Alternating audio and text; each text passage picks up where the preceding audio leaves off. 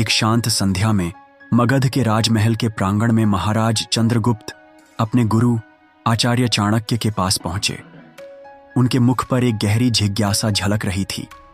उन्होंने विनम्र स्वर में कहा, गुरुदेव, एक प्रश्न कई दिनों से मेरे मन को विचलित कर रहा है। कुछ लोग जीवन भर कठोर परिश्रम करते हैं, फिर भी गरीबी से मुक्त नहीं हो पाते, जबकि कुछ लोग लगातार समृद्धि की ओर बढ़ते जाते हैं। क्या यह भाग्य का खेल है या इसके पीछे कोई और कारण छिपा है? आचार्य चाणक्य ने शांति भरे किंतु गहराई से भरे स्वर में कहा, चंद्रगुप्त, यह भाग्य का नहीं बल्कि विचारों और कर्मों का परिणाम है। व्यक्ति का भाग्य उसके कर्म और उसकी सोच से निर्मित होता है। गरीबी और अमीरी धन से नहीं, दृष्टिकोण से तय होती है। चंद्रगुप्त ने उत्सुकता से कहा, गुरुदेव, क्या वास्तव में केवल सोच ही किसी को अमीर या गरीब बना सकती है? चाणक्य ने सौम्य मुस्कान के साथ उत्तर दिया, हाँ चंद्रगुप्त, सोच ही वह बीज है जिससे कर्म जन्म लेते हैं और कर्म ही परिणामों का निर्माण करते हैं। जो व्यक्ति सोचता है कि वह कुछ कर सकता है, वही अपने सपनों को साकार करता है, जबकि जो व्यक्ति अपनी क्षमताओं पर संदेह करता है, वह आरंभ करने से पहले ही हार जाता है। सोच सीमित हो तो जीवन भी सीमित हो जाता है। आचार्य ने आगे कहा, मैं तुम्हें एक कहानी सुनाता हूं। मगध के एक नगर में दो मित्र रहते थे, विपुल और धनंजय। दोनों ही साधारण परिवारों से थे और दोनों को महल के लिए मिट्टी के घड़े बनाने का कार्य मिला। विपुल बोला, चलो जल्दी काम पूरा करें ताकि आज की मजदूरी मिल जाए। लेकिन धनंजय ने कहा, मित्र, अगर हम इन्हें थोड़ा सुंदर बनाएं, कुछ अलग करें तो हम अधिक कमा सकते हैं। विपुल हंसकर बोला, हम जैसे गरीब लोग सपनों से क्या करेंगे? लेकिन धनंजय ने दृढ़ स्वर में कहा, सपना ही तो बदलाव की शुरुआत है। विपुल ने साधारण घड़े बनाए और बेच दिए, जबकि धनंजय ने उन्हें सजाया, रंगा और आकर्षक रूप दिया।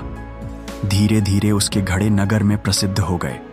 राजा तक उसकी कला की चर्चा पहुंची और जल्द ही उसे राजमहल का आधिकारिक कारीगर नियुक्त कर दिया गया। कुछ ही वर्षों में वह नगर के प्रतिष्ठित व्यक्तियों में गिना जाने लगा।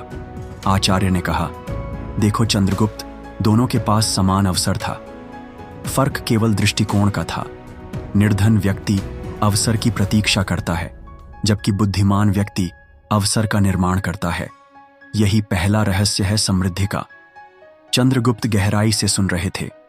चाणक्य ने आगे कहा, अमीर व्यक्ति अपने धन और समय दोनों का निवेश करता है, जबकि गरीब उन्हें व्यर्थ गंवा देता है। जब किसी गरीब को धन मिलता है तो वह उसका उपयोग दिखावे या अस्थायी सुख के साधनों में करता है, लेकिन समझदार व्यक्ति उसी धन का एक हिस्सा सीखने, नए कौशल विकसित करने या निवेश में लगाता है। धन एक बीज के समान है। यदि उसे सही भूमि में बोया जाए तो वह वृक्ष बनकर फल देता है, लेकिन यदि उसे गलत स्थान पर फेंक दिया जाए तो वह समाप्त हो जाता है। चंद्रगुप्त ने पूछा, गुरुदेव, तो क्या केवल मेहनत करना पर्याप्त नहीं? चाणक्य ने उत्तर दिया, नहीं पुत्र, केवल परिश्रम नहीं बल्कि दिशा संपन्न परिश्रम आवश्यक है। यदि किसान गलत मौसम में बीज बो दे तो चाहे वह कितना भी परिश्रम करे, फसल नहीं उगेगी। यही नियम जीवन पर भी लागू होता है। मेहनत को सही सोच और योजना से जोड़ो, तभी वह फलदायी होती है। धन को आकर्षित करने की शक्ति किसी जादू में नहीं बल्कि विवेक, अनुशासन और साहस में छिपी होती है। उन्होंने आगे कहा, धनवान बनने के लिए दूरदृष्टि चाहिए। जो व्यक्ति केवल तत्काल लाभ के पीछे भागता है, वह दीर्घकालिक सफलता खो देता है। एक बुद्धिमान व्यक्ति वर्तमान में त्याग करता है ताकि भविष्य सुरक्षित हो, लेकिन जो व्यक्ति केवल आज के आनंद में खो जाता है, वह आने वाले अवसरों से वंचित रह जाता है। चंद्रगुप्त ने गंभीर स्वर में कहा, गुरुदेव, क्या प्रत्येक व्यक्ति में समृद्धि की संभावना होती है? चाणक्य बोले, निश्चित रूप से। प्रत्येक मनुष्य में असीम क्षमता होती है, लेकिन सभी उस क्षमता को पहचान नहीं पाते।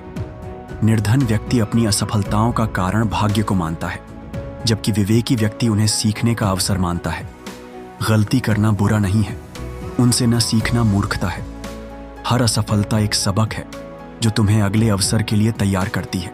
आचार्य ने कहा, समय धन से भी अधिक मूल्यवान है। अमीर व्यक्ति समय को समझता है और उसका सही उपयोग करता है, जबकि गरीब व्यक्ति समय को यूं ही गंवा देता है। जो व्यक्ति अपने समय को व्यर्थ करता है वह अपने जीवन को व्यर्थ करता है। समय एक ऐसी संपत्ति है जो कभी लौटती नहीं। उसे सही दिशा में लगाओ, यही सच्चा निवेश है। चंद्रगुप्त ने विनम्रता से कहा, गुरुदेव, आपके उपदेशों से झात हुआ कि अमीरी केवल धन का परिणाम नहीं, बल्कि सोच, अनुशासन और कर्म का परिणाम है। चाणक्य मुस्कुराए और बोले, बिल्कुल सही कहा तुमने चंद्रगुप्त। समृद्धि किसी को विरासत में नहीं मिलती, उसे अर्जित करना पड़ता है। जो अपनी सीमाओं को तोड़ देता है वह अपना भाग्य स्वयं लिखता है। गरीबी कोई दोष नहीं है, लेकिन उसी में संतुष्ट रह जाना सबसे बड़ी भूल है। जो अपनी परिस्थितियों को बदलना चाहता है उसे सबसे पहले अपनी सोच बदलनी होगी। जब सोच ऊंची होती है तो कर्म भी ऊंचे होते हैं और तब सफलता निश्चित हो जाती है। चंद्रगुप्त ने गहन आदर के साथ कहा, गुरुदेव, आज आपने मुझे केवल धन का नहीं बल्कि जीवन का सार बताया है। अब मैं समझ गया हूं कि अमीरी और गरीबी मन की अवस्था है, परिस्थितियों की नहीं।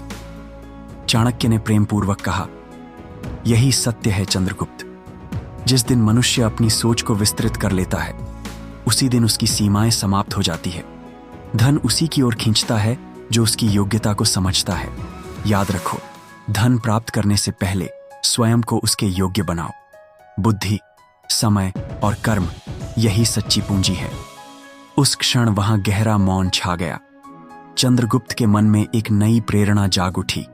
उन्होंने निश्चय किया कि अब वे अपने विचारों को उच्च रखेंगे, अपने कर्मों को सशक्त बनाएंगे और अपनी नियति स्वयं लिखेंगे। आचार्य के शब्द उनके हृदय में गूंज रहे थे। धन केवल सिक्कों में नहीं, विचारों में होता है।